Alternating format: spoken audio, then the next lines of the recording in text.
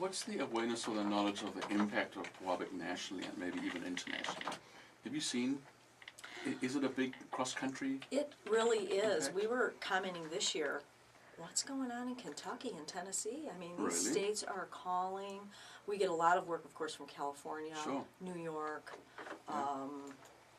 Worked with, you know, large architects, Michael Graves' office, okay. Jed Johnson, Alan Wansenberg, you know, some big big stuff, guys, yeah. big guys, and we get a lot of projects across the country. We sent about 2 years ago. We sent a project to Kuwait.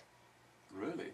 It was a children's hospice. Yeah, it was a wonderful project to be able to contribute to and work on, and it was amazing. Really. So we are seeing that international reach. That's fascinating. Yeah. That's fascinating. Price point. What can people expect with Pewabic Pottery if they were going to do tile around a fireplace or? It can start at around $75 a square foot. And then depending on your complexity, your glaze finishes, I mean, there are hundreds of glazes that come in at that price point, but some of the hallmarks, like the iridescent and the more unique finishes, will move your price point up from there.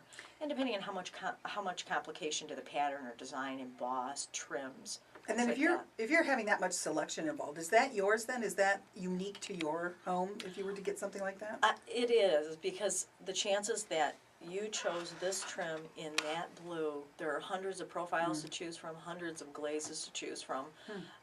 It really is truly unique to you. And even if somebody had chosen that glaze with that profile, the glaze process and the firing process each time looks a little different. Yeah.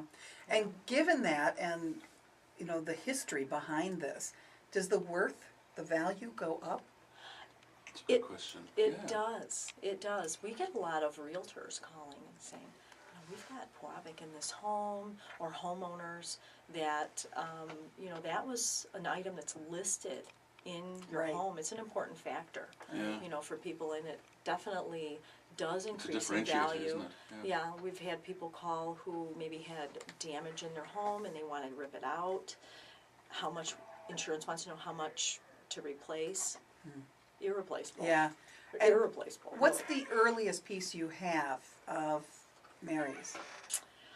I want to say that would be the early 1900s. Some of her earliest, maybe even the late 1800s, her China painting. Right? Okay.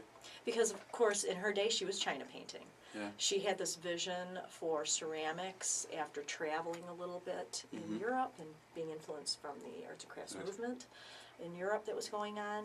But her roots were in China painting and developing glazes. So those are some of her earliest pieces that we have in our collection. Did she have family?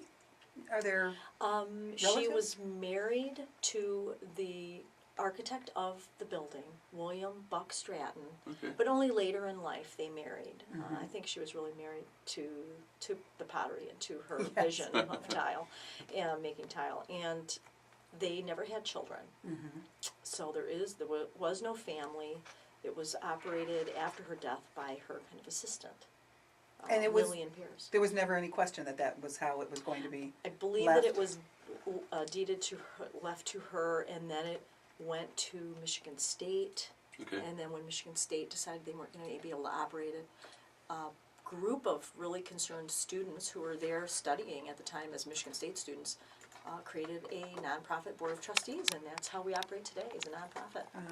Pewabic Pottery in Detroit, beautiful place, and then on the historic register as well. And Genevieve, you've been there nearly 30 years now, amazing. I have one person that outdates me. Is that right? Yeah, Cheryl Lynn Hunter. She outdates me. I forbid her to You're leave. going to have to keep it there. I forbid her to leave. She cannot leave. I noticed too on your website that there are some beautiful Detroit tiles as well. Right. And Detroit Tigers and other kinds of Oh, things. yes. And are those commissioned special by different groups, or? The Detroit Tiger tile is a hot item right now, and it took us years to get that, but we found the right connection with someone in their offices, and Okay. they gave us approval and licensing to do that. And people want Detroit. Yeah, People they do. want It's Detroit just, memorabilia. We almost can't make enough Detroit pieces. it's a beautiful piece. I'm just They're looking at it gorgeous. on your website right now. Yeah. That sort of arch element that frames the entrance at Comerica Right. Park. Right. All right. It's, Yes. I mean, it's a gorgeous tile in the Yeah, way beautiful. that you capture the colors, the orange. And we just reissued that orange on the D-tile. Okay. Oh. It's the original glaze from Comerica Park, and so they are popular.